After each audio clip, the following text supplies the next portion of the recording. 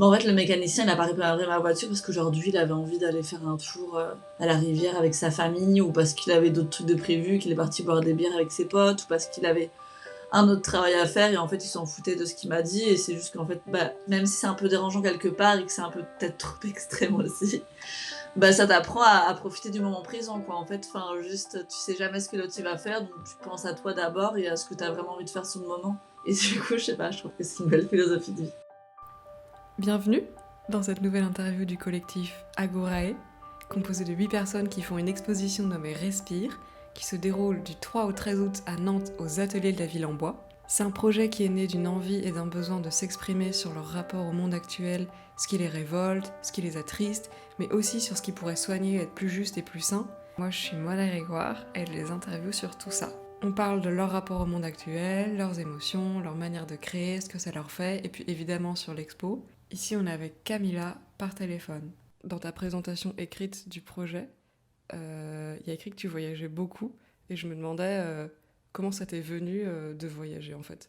Je pense que j'ai toujours eu envie de voyager depuis que je suis petite, mais j'avais l'impression que c'était pas vraiment possible, que c'était compliqué parce que je faisais mes études, on va dire. Et je venais de terminer ma licence quand j'ai commencé à voyager. J'avais prévu de faire mon master, mais en fait, j'ai croisé par hasard, dans la ville où j'étudiais à Montpellier, j'ai croisé par hasard une fille avec qui j'avais travaillé plusieurs années avant, en Vendée du coup. Et je l'ai croisée par hasard et elle revenait d'un voyage. Et moi, j'avais super envie de voyager. J'avais beaucoup d'amis qui voyageaient, sauf que ouais, j'avais l'impression que c'était pas possible parce que voilà, il fallait que je travaille pour pouvoir payer mes études et je pensais qu'économiquement c'était pas possible. Et en fait, en buvant une bière avec elle, on a beaucoup discuté. Elle me parlait de son voyage. Elle me disait mais non, mais faut que tu voyages, Camille. Et moi, je trouvais des excuses, je trouvais des excuses. Et puis tout d'un coup, elle m'a dit en fait, tu cherches juste des excuses quoi pour pas le faire.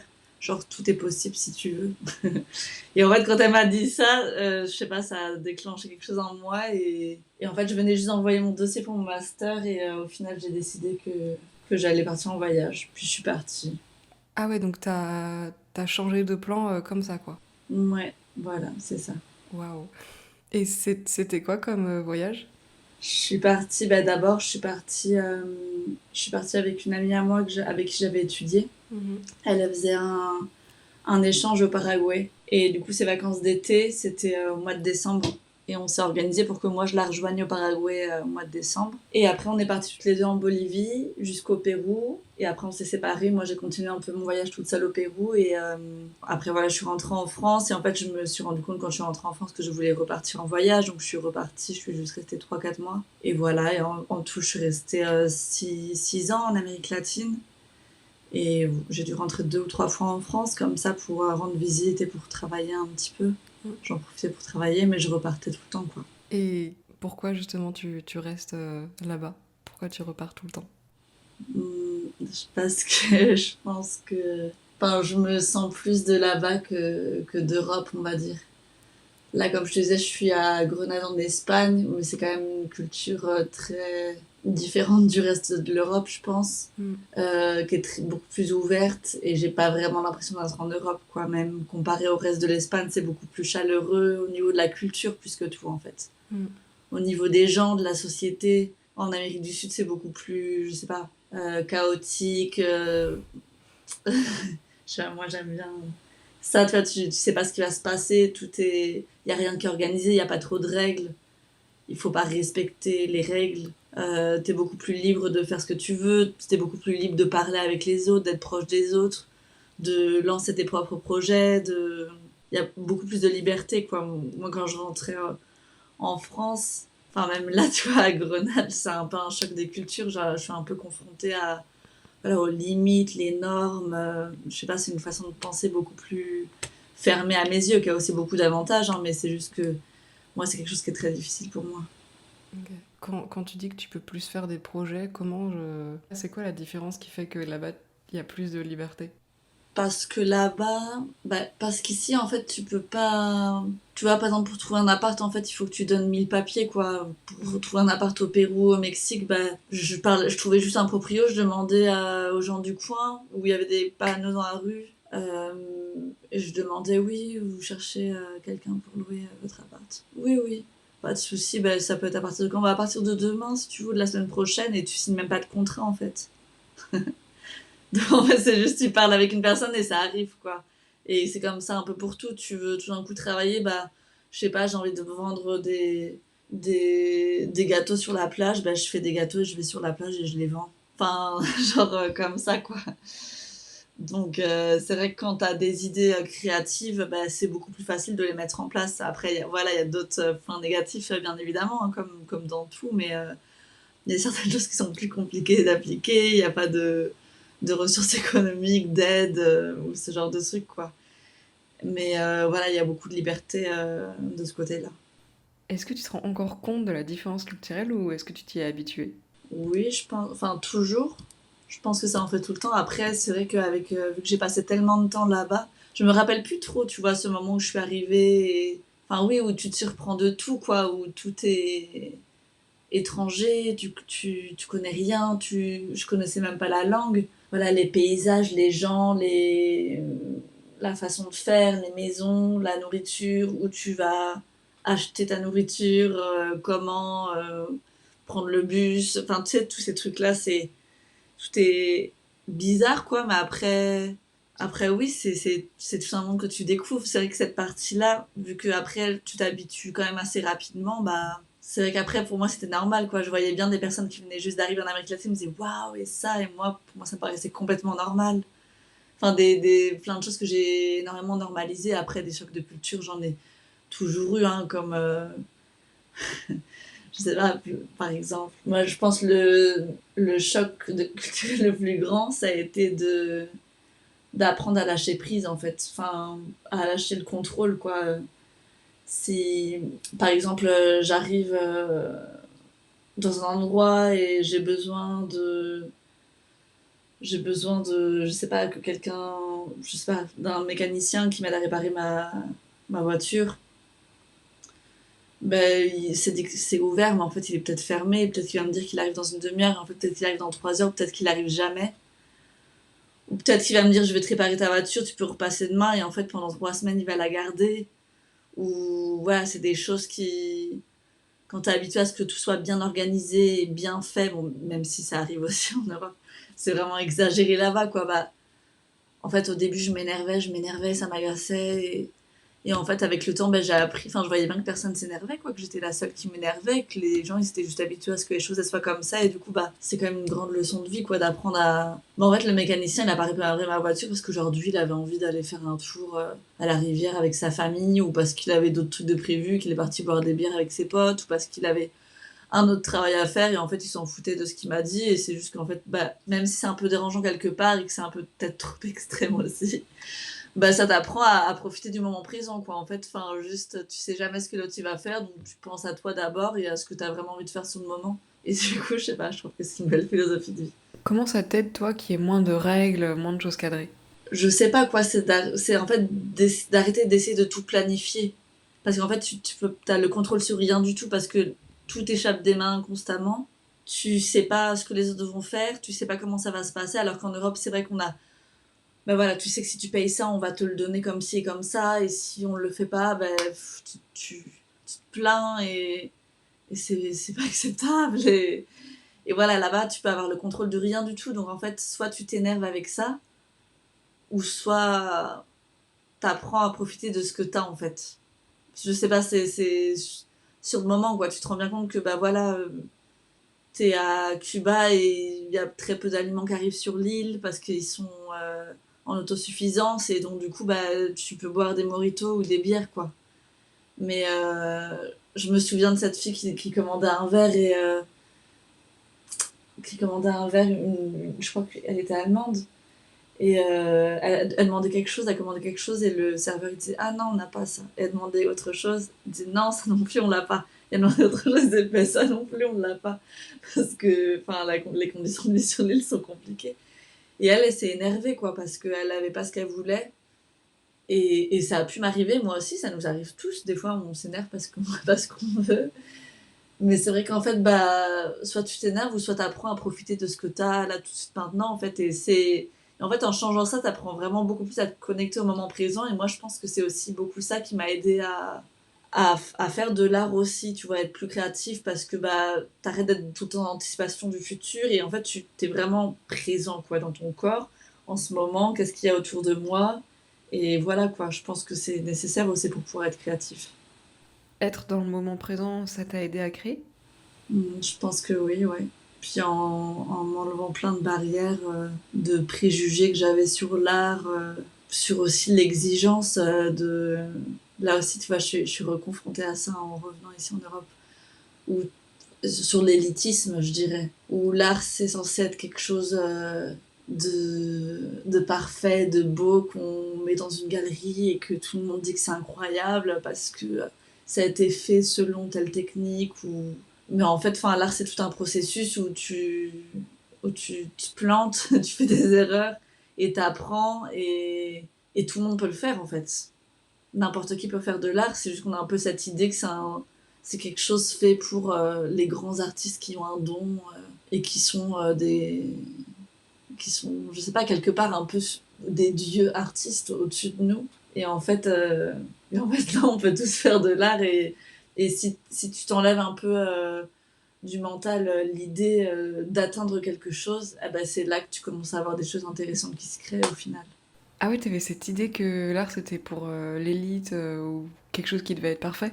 Je pensais que c'était. Enfin, moi, dans ma tête, les gens qui faisaient de l'art, c'était des gens qui faisaient de l'art depuis qu'ils étaient tout petits, tu vois, qui avaient un don, et tout d'un coup, ils étaient nés artistes, en fait, avec le don de l'art, et ils dessinaient tout le temps depuis qu'ils étaient petits, ils n'avaient jamais arrêté, et voilà, quoi, ça, c'était les artistes, et c'est tout. Et du coup, enfin, moi, je sais que je rêvais tout le temps de ces choses-là. Je trouvais toujours ça incroyable, j'admirais beaucoup tout ça, mais en fait, jamais ça m'est venu à l'esprit que moi, je pouvais faire quelque chose comme ça. Enfin, cette pensée m'arrivait même pas. C'est même pas que je me disais, je pourrais peut-être le faire. Je me disais, non, je suis pas capable. J'avais même pas conscience du fait que moi, je puisse prendre une photo. Ah, est-ce que tu te souviens de la première fois que t'as pris une photo alors? Ouais. Bah oui, parce que c'était avec mon ex au Pérou, lui, il était photographe. Mais il prenait plus de photos à ce moment-là. Mais ça faisait plusieurs années qu'il prenait des photos. Il avait un appareil photo. Et on a monté un projet culturel, un centre culturel au Pérou, où où moi je donnais des cours. Et lui, il organisait, il faisait des tours. Il emmenait en fait les touristes sur des plages où il y avait vraiment personne, des plages naturelles. Et du coup, j'ai commencé à l'accompagner et à prendre des photos. Enfin, il m'a dit oui, ce serait bien. Enfin, je sais même plus comment ça en est venu, mais je sais que j'ai commencé à prendre des photos comme ça. Et la première fois que j'ai pris des photos, j'étais tellement contente, mais tellement contente que bah, là, enfin, toutes mes limites ont disparu en fait tout d'un coup. Parce que j'ai tellement profité de ce moment-là que je voulais juste prendre des photos, quoi. C'était juste mon objectif de pouvoir m'acheter un appareil photo et de prendre des photos. Ce qui m'arrive pas avec le dessin, par exemple. Je dessine un peu depuis pas très longtemps, mais avec le dessin, j'ai énormément de limites. Du coup, j'ai beaucoup de ce truc d'élitisme dans la tête. Donc, dès que je commence à m'asseoir et il faut que je dessine, je suis là, non, je peux pas, je vais pas y arriver, je vais pas y arriver, je vais pas y arriver. Et avec le dessin, t'as toujours ce blocage? Ouais. Oui, avec le dessin, c'est vraiment. Je m'assois, enfin, je me dis non, mais c'est trop dur, c'est trop dur, c'est trop difficile, je vais pas y arriver, ça c'est beaucoup trop difficile à dessiner, je vais pas y arriver, je vais pas y arriver, je vais pas y arriver, c'est pas possible, ça c'est trop compliqué, non, c'est pas possible, j'ai pas le temps. Puis tout d'un coup, je trouve des excuses. En fait, non, je vais cuisiner, ou je vais écrire, ou je vais aller faire un tour dehors, ou je sais pas, je commence à faire toutes les choses que les autres choses que j'ai envie de faire. Heureusement, j'ai conscience du fait que c'est seulement cette croyance, enfin, cette voix dans ma tête qui me répète que je peux pas, et j'ai conscience de ça.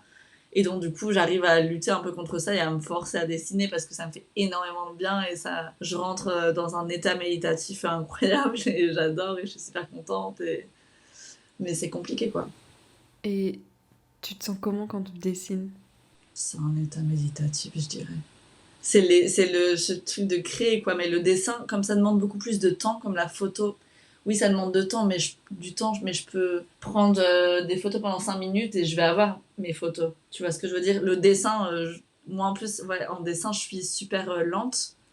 Et donc, du coup, j'ai besoin d'énormément de temps. Donc, c'est vrai que de passer autant de temps à essayer de reproduire quelque chose, une idée ou ce que je vois, oui, je rentre dans un autre monde, quoi, dans l'univers de la création et dans cette espèce de monde parallèle voilà, pour moi, c'est le meilleur des mondes, quoi. Ça et la nature, enfin, l'art et la nature, pour moi, je pense que c'est les deux choses qui me donnent une paix intérieure incroyable et je sais pas, juste, je me sens moi-même et je me sens bien quand je fais ça. Est-ce que t'as toujours eu ce rapport-là à la nature? Je pense, déjà j'ai grandi à la campagne, où je pense que j'en étais pas du tout consciente, mais maintenant quand je regarde en arrière, enfin, je voyais le coucher de soleil de ma fenêtre de chambre, je vivais en plein milieu des champs, donc j'entendais les oiseaux quand je me levais le matin, et moi je l'avais normalisé, mais c'est vrai que quand je suis en ville, enfin, un coup, je vois que des bâtiments de plus de 3 étages, je dis ouf, c'est compliqué, je me sens un peu stressée. Et après, ça va, s'il y a que 2 étages dans le bâtiment, ça se passe bien. Mais sinon, je suis un peu stressée. Tout d'un coup, dès que je réentends le chant d'un oiseau, je fais ouf, waouh. Du coup, je pense que même ces années de voyage, j'ai passé beaucoup de temps, beaucoup, beaucoup, beaucoup de temps dans la nature. J'étais très peu dans des villes. J'ai vécu même en plein milieu de la nature très souvent, en Californie aussi beaucoup, dans les forêts, les montagnes, beaucoup à la plage. En Amérique du Sud, je vivais pratiquement tout le temps sur la plage, je me baignais tous les jours. Donc en fait, de passer autant de temps dans la nature, aussi, c'est vrai que j'apprécie beaucoup d'être dans la nature toute seule. J'ai beaucoup de mal à aller, je sais pas, voir quelque chose de très touristique avec 500 personnes. Je préfère être toute seule dans un champ de maïs. Mais, mais après, oui, la nature, je sais pas. Enfin, pour moi, c'est comme une métaphore de la vie. Je sais pas, c'est juste le calme, quoi. Et j'ai l'impression que quand je suis dans la nature, j'arrive à écouter ma voix intérieure. Je sais pas si je suis claire quand je dis ça, mais enfin, voilà, quoi, la voix de, je sais pas, mon âme, quoi, ou je sais pas, me connecter avec ce qui est réellement important pour moi et à ce que mon mental s'éteigne un peu. Et ça, je le retrouve avec la nature et j'ai énormément de respect pour la nature. Moi, je le vois la nature comme quelque chose de vivant, comme Dieu, je sais pas, pour moi, c'est la nature, quoi. Mais.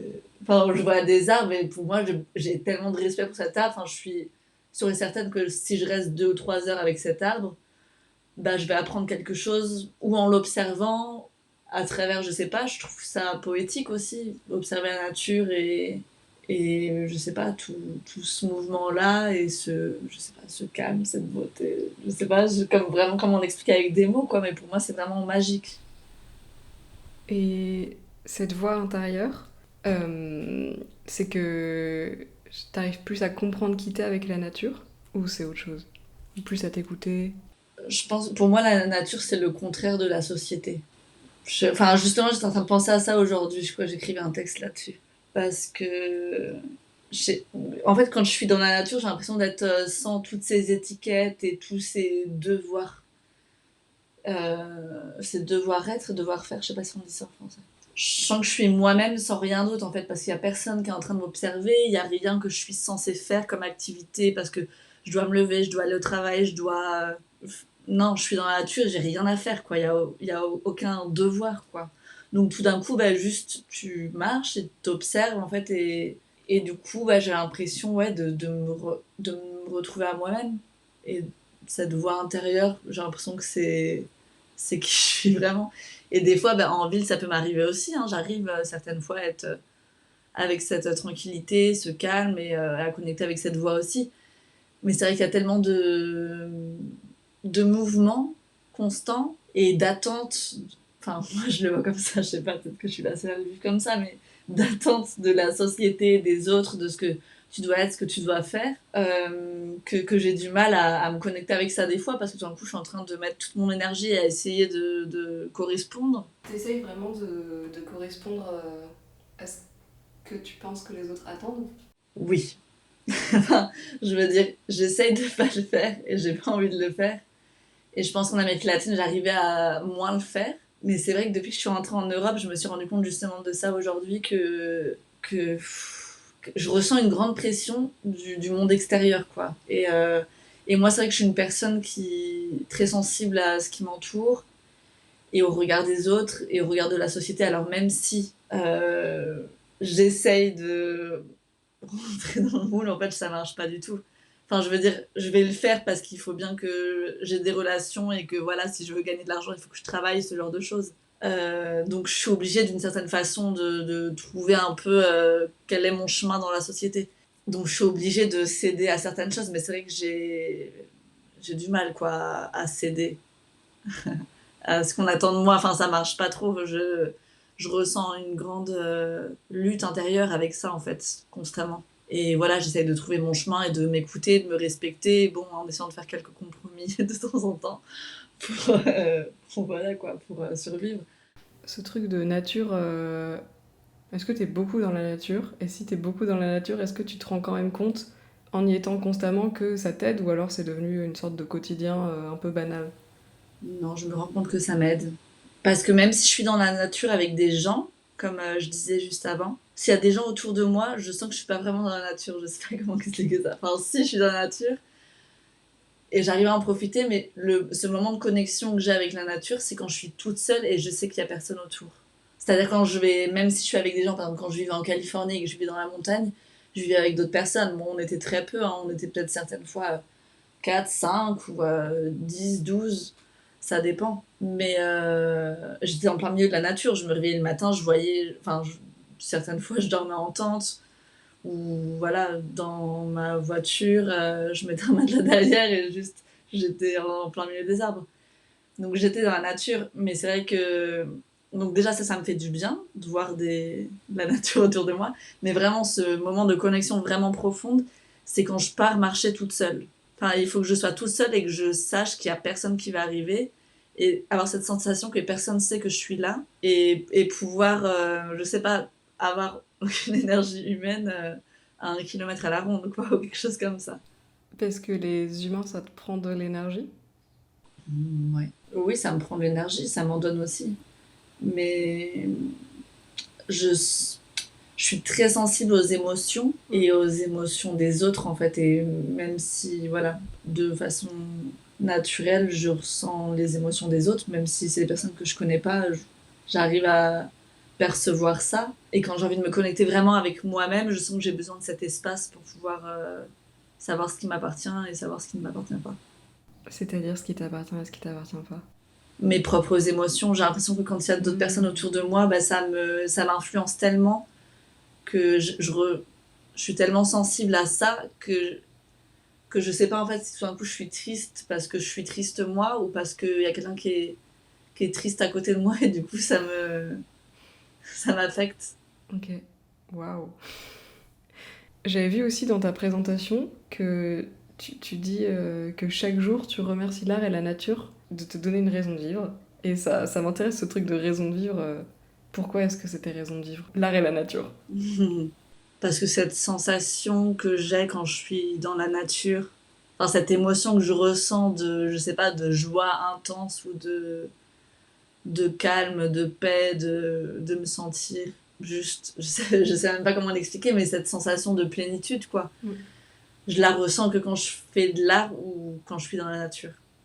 Et pour moi, comme j'explique que bah, justement je suis très sensible aux émotions, bah, je ressens très fortement aussi les émotions moins agréables. Et pour moi, ces émotions magiques, bah, c'est. Je sais pas, enfin, moi je vis pour ressentir ça, quoi. C'est comme une drogue. Je sais pas, enfin, c'est tellement beau de sentir ça que je vois pas l'intérêt de juste avoir un travail et faire les choses sans sens derrière, Mm. sans but qui me. Voilà, sans me sentir épanouie, quoi. J'ai besoin de me sentir épanouie. Et j'ai l'impression que l'art et la nature me font me sentir comme ça. Et avant de voyager et tout ça, tu te sentais pas épanouie? C'est. J'ai pu me sentir. Je me suis sentie épanouie dans mes études, beaucoup, et avec mes relations sociales, et c'est toujours le cas aussi, parce que j'ai ces parties de moi aussi qui me remplissent beaucoup. Mm. Je sais pas si on me disait comme ça, qui me remplissent beaucoup. Euh, ouais, j'ai ça aussi, mes études m'ont rendu épanouie pendant très longtemps. C'était des études de quoi? J'ai fait une double licence. Donc c'est une licence en sciences du langage, communication et nouveaux médias. C'est un peu comme du journalisme. Ok. pour résumer, mais plus à étudier à partir du discours, et une licence en anthropologie. Ok. Comment ça t'épanouissait? Bah, c'est que j'adore apprendre des nouvelles choses, comprendre les gens, la société, l'homme, enfin tout ça, ça me fascine aussi. J'adore étudier, apprendre des nouvelles choses et tout ce qui a un rapport avec l'humain et le social, ça me passionne. Toujours aujourd'hui, hein, ça, je retrouve aussi un petit peu cette partie de moi ici, en venant ici, mais même ça m'a toujours accompagnée dans mon voyage pour comprendre les autres, ce que j'ai étudié. Mais oui, ça m'épanouissait de sentir que j'étudiais. C'est aussi une partie de moi qui me donne beaucoup de plaisir. Mais c'est vrai que c'est plus du plaisir intellectuel, j'ai l'impression. C'est comme une satisfaction intellectuelle. Et j'ai l'impression que l'art et la nature, ça me donne un apaisement plutôt émotionnel. Quelque chose comme ça. C'est peut-être ça qui ferait peut-être la différence, mais... je me sens, même ici à Grenade, je me sens très heureuse et pourtant je suis dans une ville et j'arrive pas à y croire jusqu'au jour d'aujourd'hui, mais je me sens super bien et je sors, je vois du monde, je vais à des événements culturels et ça me fait beaucoup de bien et j'adore. Tu disais aussi dans ta présentation que c'était une sorte de thérapie. Faire les photos aussi pour toi, c'est une sorte de thérapie. Oui. Et comment ça marche? Je pense que ça a à voir avec ce que j'expliquais par rapport aussi au dessin ou à la nature, de vraiment être connecté au moment présent, en fait. Parce que voilà, avec toutes ces émotions très intenses que je ressens tout le temps, des fois ça peut être difficile pour moi de me concentrer sur la vie qui est autour de moi parce que c'est trop intense. Et donc, du coup, bah, je sais pas, j'ai observé à l'intérieur de moi comme une réaction entre mes émotions et mon mental, où dès que je me sens un peu stressée ou qu'il se passe quelque chose, quoi, une émotion pas très agréable, bah, mon mental vient l'alimenter avec beaucoup de pensées. Et en fait, je me perds un petit peu dans tout ce va-et-vient de. Je me perds, quoi. Et c'est pas là que je suis censée être. Donc, enfin, c'est très bien de sentir ces émotions, hein, j'apprends à les sentir, mais en fait, je me suis rendu compte que au lieu d'être triste et de penser à toutes ces choses qui me rendent triste, ben, je peux être triste, savoir ce qui me rend triste, bien évidemment, parce que je pense que c'est toujours important de comprendre pourquoi on ressent ça. Mais au lieu d'y penser et d'y réfléchir, ce qui, je sens, ne me fait jamais beaucoup de bien, ben, faire de l'art, ça me permet de me connecter avec le moment présent, en fait, de sortir, juste de ressentir et de transformer cette émotion en autre chose, qui est une œuvre d'art, la photo, un texte, c'est ce que j'écris beaucoup aussi, de transformer cette émotion. Et en fait, après, avec cette paix intérieure que je vais ressentir, qui est le résultat de ce moment que je viens de passer à faire de l'art, avec cette paix, en fait, j'ai beaucoup plus de clarté au moment de penser à ce qui m'a rendu triste. En fait, tout d'un coup, je ressens que je suis beaucoup plus connectée à cette voix intérieure qui me dit, bah Camille, c'est comme ça, parce que ceci, parce que cela, tout va bien se passer, laisse-toi du temps, et je sais pas, peu importe ce que c'est, le message que je dois recevoir à ce moment-là. L'art, j'ai l'impression que c'est ce qui me permet d'arriver là, quoi, de sortir tous ces trucs que je bloque à l'intérieur de moi, de le mettre sur un papier ou de... La photo, je pense que ce qui m'aide avec la photo, qui est mon art principal, je dirais, avec écrire, c'est juste j'ai mon appareil photo tout le temps avec moi et juste j'observe en fait ce qui est autour de moi et j'ai appris à observer la lumière. Et la lumière, elle est en constant mouvement et ça change avec le temps. Et donc, du coup, tu commences à observer les détails de tout ce qui est autour de toi. Et ma vision s'amplifie constamment par rapport à ça. Je vois bien au début et maintenant. Maintenant, je vois des détails de lumière. Je vois la lumière bouger entre les feuilles d'une plante, les contrastes. Et tout ça, c'est tellement beau pour moi que voilà, je le prends en photo. Et plus je prends des photos et plus je suis concentrée là-dessus. Et voilà, en fait, c'est un moment super agréable que je passe pour moi à regarder des choses que je trouve belles. Et je sais pas, ça me permet de transformer ces émotions difficiles que j'ai à l'intérieur de moi. Donc c'est le fait de passer un moment agréable en photo, par exemple, qui fait que ça t'enlève ces émotions désagréables, c'est ça? C'est ça. Ok. Waouh, j'avais pas du tout... Je me demandais, en fait, genre si c'était... Je sais pas si... Enfin, ce truc de extérioriser, enfin, ou quelque chose comme ça par la photo, j'étais genre, mais comment? Enfin, ça m'intéressait de comprendre. Ok. Et tu disais aussi tout à l'heure qu'il y a T'écrivais beaucoup, enfin, c'est une grande partie de ton art. Du coup, moi, j'ai pas vu tes textes, mais qu'est-ce qui ressort de tes textes? Ma partie artistique est née en Amérique latine et en espagnol en fait. Et peut-être que le français, ça me rattache peut-être plus à cette partie de moi-même qui est plus rigide et fermée et structurée, et qui a aussi à voir avec toute cette partie de l'écriture qui est en plus en rapport avec le journalisme et les textes scientifiques. Voilà, mais j'ai du mal à me lâcher autant. Je sais pas vraiment comment l'expliquer, je sais pas pourquoi, mais ça, ce serait peut-être mon interprétation.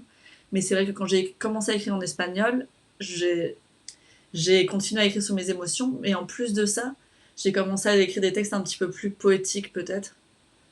Je sais pas si vraiment les appeler poèmes, mais parce que c'est pas aussi formel. Je sais pas vraiment. J'aime pas forcément non plus trop donner des noms aux choses, mais voilà, c'est des textes un peu poétiques. J'ai aussi écrit ouais, 2 contes pour enfants. Ok. Et ouais, j'ai eu tout d'un coup cette inspiration qui est née en commençant à écrire en espagnol. J'ai l'impression qu'il y a une photo que t'as prise dans une décharge, c'est ça? Oui. Comment t'es arrivé là et qu'est-ce que ça te fait, je sais pas, qu'est-ce que ça te faisait d'être dans cet endroit? J'étais au Pérou et je faisais un volontariat dans une école dans une école dans des quartiers très très pauvres. Donc c'était une école où en fait les seuls professeurs qu'il y avait c'était des volontaires étrangers, et la plupart ne parlaient même pas espagnol. Et voilà, l'école fonctionne comme ça. La directrice c'est une péruvienne et le directeur bah, c'est son mari. Du coup j'étais là-bas, j'étais là-bas en tant que professeur, et c'est le directeur qui nous a parlé de cette déchetterie. Et moi, du coup, j'avais envie d'y aller, d'aller voir parce que j'ai trouvé ça assez impressionnant. Ce qu'il nous expliquait, ça faisait des hectares et des hectares. Beaucoup d'hectares. C'est impressionnant. Et donc, on est parti là-bas. Et, et voilà, il m'a emmené en voiture. Et on est arrivé là-bas et c'était vraiment impressionnant, quoi. C'était une ville déchetterie avec des rues de poubelles. Enfin, c'est de la poubelle, quoi. Il n'y a rien d'autre que des poubelles. Et impressionnant. Enfin, avec des gens qui travaillaient là-bas, très peu de personnes, mais tu les voyais comme ça au loin en train de faire brûler tous les déchets. Et ils vivaient dedans, ils dormaient là-bas. Enfin, par terre sur le sol. Pendant des semaines, j'ai vu des enfants tout d'un coup, qui sortaient de la poubelle. Enfin, des trucs. Enfin, c'est impressionnant. Je sais pas, j'ai essayé d'écrire un texte dessus, Ok. mais c'est pas facile d'expliquer, enfin, de décrire ça parce que c'est vraiment très très grand. C'est ça qui est impressionnant, c'est que c'est pas une grande déchetterie, c'est une déchetterie t'es à l'intérieur et tu vois pas le bout, quoi. Enfin, Mm. on est monté sur une montagne et on a vu toute l'ampleur de la déchetterie. Je sais pas, enfin, je peux pas comparer ça avec autre chose. C'est comme une ville. C'est une ville. C'est une ville. C'est comme quand tu montes en haut d'un monument et que tu vois une ville qui s'étend comme ça. Ouais. Ben c'est pareil, mais c'est que des poubelles. Et j'arrive pas à savoir, enfin, qu'est-ce que toi t'as. Je sais pas, j'arrive même pas à m'imaginer, enfin, ça doit être tellement étrange. Qu'est-ce que toi t'as ressenti là-bas, si tu t'en souviens? Bah, de la colère et de la tristesse. De la colère contre ça, là, tous ces déchets. Enfin, je comprends pas comment on peut continuer à mettre des déchets en plein milieu de la nature. Enfin, je peux pas, j'arrive pas à le comprendre. Et je comprends pas comment on peut continuer à produire et produire et produire. Enfin, non, les entreprises qui le font, hein. Nous, on consomme ce qu'on veut manger et boire. Et même si on essaye de pas consommer de plastique, c'est très compliqué. Mm. Et puis, il y a comme le continent d'Amérique latine, c'est très compliqué d'avoir. Enfin, quand t'es préoccupé d'essayer de survivre dans ta vie de tous les jours pour pouvoir Ouais. manger et ce genre de choses, t'as pas vraiment ce genre de préoccupation de savoir comment utiliser moins de plastique. Ouais. C'est pas vraiment possible, ça c'est des problèmes qu'on a nous en tant que citoyens d'Europe Mm. ou du premier monde. Mais ouais, donc beaucoup de colère et de tristesse de voir ces personnes-là qui sont en train qui pour gagner un morceau de pain sont en plein milieu de la poubelle toute la journée, enfin de voir ça en plein milieu du désert quoi, parce qu'en plus c'était en plein milieu du désert. Enfin c'était collé à une ville qui est dans le désert de la côte du Pérou. Ok. Et ouais, et puis enfin, cette surprise quoi. Enfin, la grandeur de ce truc, enfin, c'est vraiment, enfin, jusqu'au jour d'aujourd'hui, enfin, dès que j'y pense, je peux pas y croire, quoi. Je me dis combien d'endroits il y aurait comme ça dans le monde, quoi, et combien Mm. d'endroits il y a comme ça sous terre aussi, on en a aucune idée, en fait. Mm. Enfin, parce que moi, enfin, il a fallu que j'aille quand même voyager super loin pour voir un truc comme ça. Ouais. Mais que j'arrive dans cet endroit-là, que je discute avec cette personne-là qui me le fait. Mais c'est vrai que bon, bah, enfin, quand tu bouges pas forcément de ton, de ton milieu et de ton quotidien, bah, c'est compliqué d'avoir accès à ce genre de choses qui arrivent et qui existent partout au Mm. final. Qu'est-ce qu'elle représente, cette expo Respire pour toi? Pour moi, elle représente beaucoup parce que c'est la première fois que je vais exposer mon travail déjà. Mhm. Euh, donc pour moi, c'est très important parce que c'est c'est quelque chose que enfin, j'ai du mal à y croire toujours, hein. Enfin, pour moi, c'est comme un rêve quoi qui se réalise. Enfin, personnellement, c'est comme ouais, un rêve, quelque chose dont je me sens pas vraiment capable, mais qui est en train d'arriver, qui est en train de se passer. Et voilà, je suis extrêmement reconnaissante. Et voilà, et je me sens très chanceuse de pouvoir participer à ce projet. Ouais, très reconnaissante. Et en plus de ça, je suis très contente que ma première exposition ce soit avec d'autres artistes sur ce sujet-là. Enfin, pour moi, c'est très important, quoi. Dès que j'ai entendu parler du sujet de l'expo, je me suis sentie très identifiée. Et je suis vraiment ravie de pouvoir partager ça avec d'autres personnes, de sentir qu'ensemble on peut partager des messages aussi importants. Parce que voilà, le travail de chacun des artistes qui participent est très important. Mm. Le message qu'on veut faire passer est très important. Je pense qu'aussi ça peut permettre à certaines personnes aussi de s'identifier Mm. au message qui va être passé, parce que moi c'est pour ça que j'y participe, parce que je m'identifie à ce sujet-là. Je pense que sans vraiment se consulter les uns les autres, on a, je sais pas, je trouve une certaine harmonie entre tous nos travaux, et je trouve ça beau en fait, parce qu'on a vraiment jamais parlé de faire quelque chose ensemble, on a juste... Enfin, ça s'est fait de façon très naturelle en fait, très organique.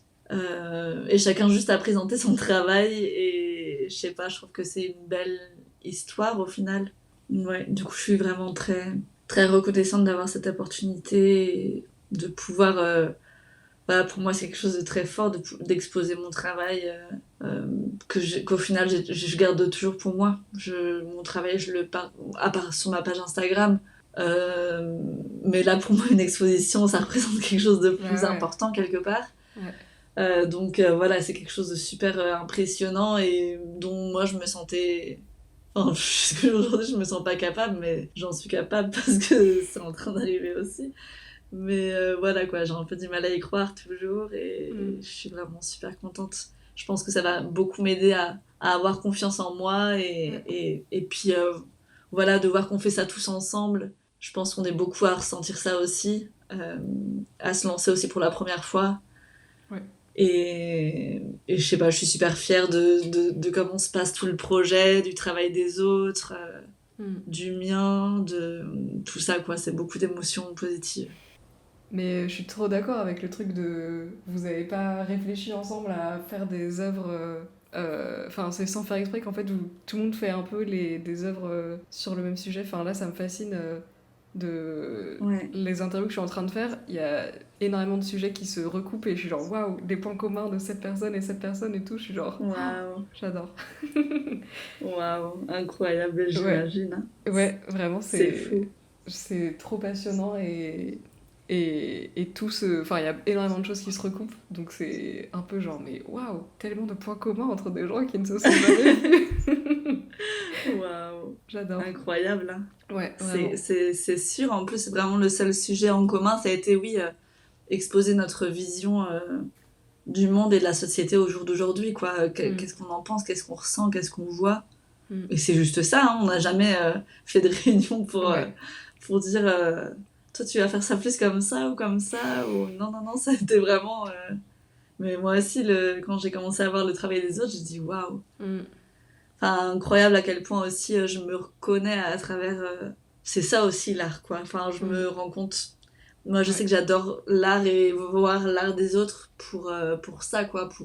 T'as l'impression d'être moins seule, quoi. Tout d'un coup, si tu te dis, ah ouais, enfin, genre, oui, c'est ça que je pense et que je ressens, mais tu viens de le dire ou de le dessiner ou de le jouer en musique et c'est beau de sentir cette connexion avec l'autre, en fait. Bah, merci beaucoup. Merci d'avoir écouté cette interview. Vous pouvez vous abonner, écouter les autres épisodes, les partager si ça vous a plu et n'hésitez pas à nous donner des retours. Il y a plein de petits liens dans la description. Et donc l'exposition se tiendra du 3 au 13 août à Nantes aux ateliers de la Ville en Bois. Venez!